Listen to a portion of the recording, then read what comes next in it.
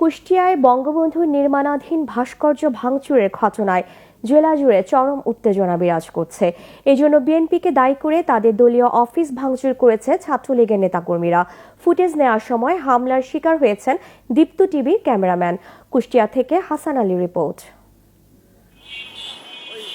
কুষ্টিয়া শহরের প্রাণকেন্দ্র ৫ রাস্তা মোড়ে শুক্রবার গভীর রাতে নির্মাণাধীন ভাস্কর্যের ডান হাত, পুরো মুখমণ্ডল ও বাঁ হাতের অংশবিশেষ ভেঙে ফেলে দুর্বৃত্তরা। এ ঘটনায় শনিবার দুপুর থেকে গভীর রাত পর্যন্ত শহর জুড়ে প্রতিবাদে ফেটে পড়ে সচেতন মহল।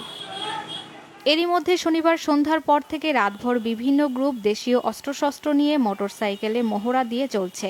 কুষ্টিয়া জেলা ছাত্রলীগের স্থগিত ঘোষিত কমিটির নেতাকর্মীরাই জেলা বিএনপির অফিসসহ বিভিন্ন বাস কাউন্টারে ভাঙচুর করে। ঘটনার ছবি তুলতে গেলে ক্যামেরা সাংবাদিককে বেধড়ক মারপিট করেছে বলে অভিযোগ উঠেছে।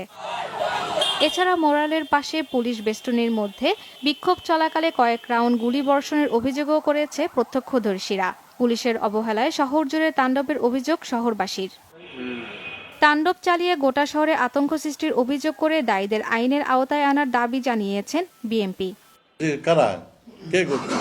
আমরা তো বসে আছি, আমরা তো অফিসে বসতে পারছি না। ম্যাডামের ছবি ভেঙেছে, জিয়া রহমানের ছবি ভেঙেছে, তরিকুল ইসলাম ভাইয়ের ছবি ছিল সেগুলো ভেঙেছে।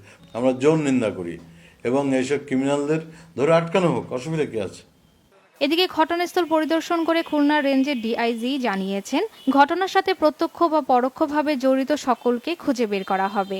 পুলিশের কোনো গাফলতি থাকলে বিভাগীয় ব্যবস্থা নেয়ার কথাও জানান তিনি।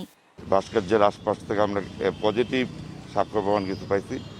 আপনাদেরকে আমরা অচিরেই আশা করি একটা ভালো সংবাদ জানাতে পারব।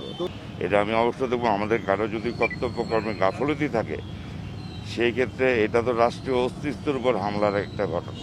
শর্মিলা কেয়া, বাংলা ভিশন নিউজ ডেস্ক।